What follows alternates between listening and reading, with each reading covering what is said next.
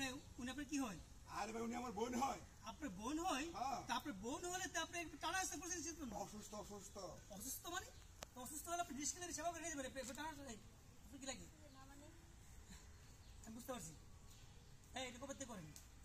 কবে থেকে এগুলো করেন? আরে বোনকে পাঠিয়ে নিতে যাচ্ছি। বোন লাগে না? হ্যাঁ বোন না? পুলিশ আমি পলাই। হ্যালো আমার দালালের বাচ্চা কি হয়েছে? আপনি কিভাবে ওনার কিছু বললেন?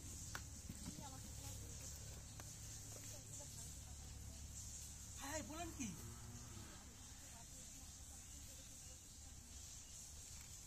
আপনি মস্ত করে বিপদ হয়ে যাচ্ছে।